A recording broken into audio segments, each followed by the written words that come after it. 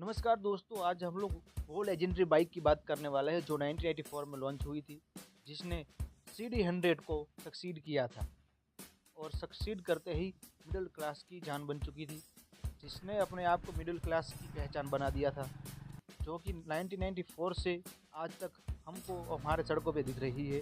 बात करने वाले हैं हीरो स्प्लेंडर के एवोल्यूशन के बारे में, कैसे साल दर साल अपने आप को मिडिल क्लास की पहचान बनाया। चलिए शुरू करते हैं। साल था 1994, जब भारत की सड़कों पर स्प्लेंडर को लॉन्च होना था।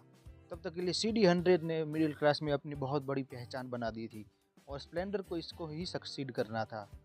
हीरो होंडा ने बहुत बड़ा रिस्क तो ले लिया था, लेकिन क्या ये स्प्लेंडर CD100 को सक्सीड कर पाएगी, उस वक्त पर ये बहुत बड़ा प्रश्न था। लेकिन 1994 में हीरो स्प्लेंडर लॉन्च हुई और CD100 को सक्सीड किया और लॉन्च होते ही मिडिल क्लास में इसकी अपनी बहुत अलग पहचान बन गई। जब 1994 में स्प्लेंडर लॉन्च हुई थी तब उसके पास कुछ एडवांटेज थे, जैसे कि ये फ्यूल इफिशिएंसी में अच्छी थी, जिसकी वजह से लोगों को ये बहुत ज़्यादा पसंद आ चुकी थी, खास करके मिडिल क्लास को, जो अब तक CD100 चला रहा था। जब स्प्लेंडर का लुक बहुत नॉर्मल और बेसिक था, उसका राउंड हेडलैम्प, सादा फ्यूल टैंक, बहुत ही पतली बाइक और वही 97.2 सीसी का इंजन जहाँ पर 4 गियर आते थे और बहुत ही बेसिक डिज़ाइन था। लेकिन वही सिंपलिसिटी की वजह से इस बाइक को भरोसेमंद माने जाने लगा। लोग ये भी मानते थे कि इसको एक बार फुल टैंक करा दो तो पूरे हफ्ते भर चलता था और धीरे धीरे ये बाइक मिडिल क्लास का एक ड्रीम बन चुका था। आगे बढ़ते हैं 2000 के दशक में, जब 2004 में आई स्प्लेंडर प्लस। इस नई स्प्लेंडर ने मल्टी रिफ्लेक्टर हेडलैम्प, नया टेल लाइट, मॉडर्न ग्राफिक्स। सबसे बड़ा चेंज हुआ था व्हील्स में, फोक व्हील से अलॉय व्हील में स्विच हुआ था स्प्लेंडर, यानी कि 10 साल के बाद मेक ओवर मिला और नई हेडलैम्प और नए अलॉय व्हील्स ने स्प्लेंडर को एक बिल्कुल नया फील दिया। और 2004 में इसकी टैगलाइन थी, लगे ऐसा परिवार जैसा। 2005 में और भी दमदार स्प्लेंडर आया, सुपर स्प्लेंडर आया। इसमें 125 सीसी का एडवांस स्क्वायरल फ्लो इंजन आया था, जो कि करीब 9 HP देता था और नए एरे के स्प्लेंडर में लाइट वेट चेसी, अलॉय व्हील्स के साथ साथ फ्रंट डिस्क ब्रेक भी था। डैशबोर्ड भी डिजिटल स्पीडोमीटर के साथ अपडेट किया गया था। बाइक पर ज़्यादा क्रोम और बड़े डिज़ाइन से नया और मस्कुलर लुक दिया गया था।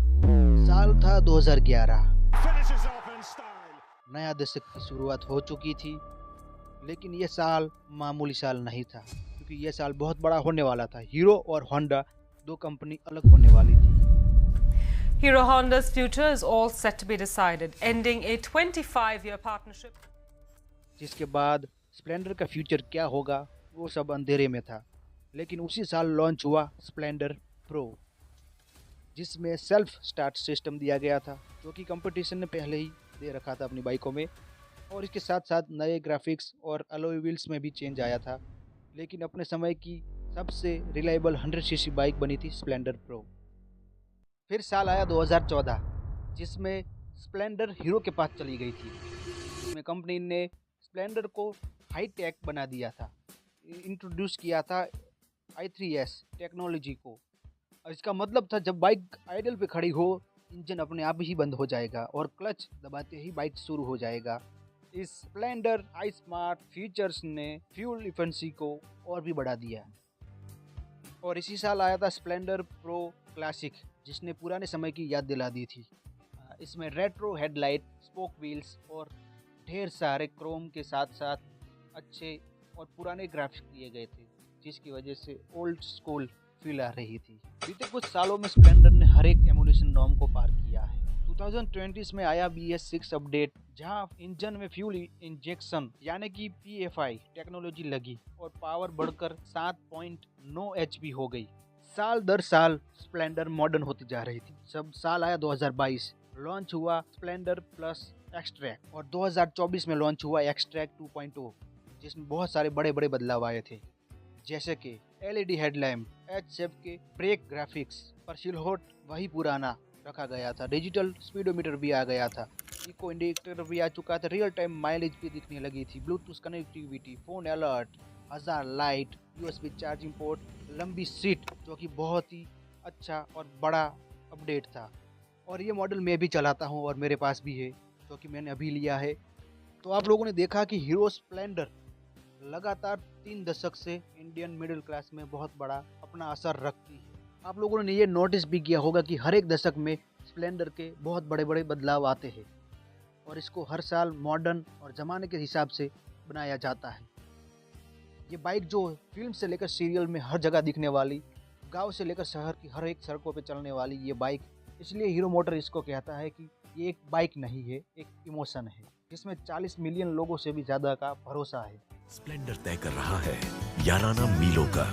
हीरो स्प्लेंडर, याराना मीलों का। तो यही थी दोस्तों हीरो स्प्लेंडर की कहानी जो 1994 में लॉन्च हुई थी और आज एक लेजेंडरी स्टेटस रखती है। अगर आपको ये वीडियो पसंद आया हो तो लाइक और सब्सक्राइब कर देना। आप लोग हीरो और होंडा अलग क्यों हुआ था और स्प्लेंडर हीरो को ही क्यों मिला, वो वीडियो भी देखना चाहते हो तो कमेंट में लिख के बताना। आपका फेवरेट स्प्लेंडर मॉडल कौन सा है? क्या वही वो पुराना क्लासिक या नया एक्सट्रैक 2.0? कमेंट में लिख के बताना। और हीरो वाला चाहते हो तो बता देना। मिलते हैं अगले वीडियो में।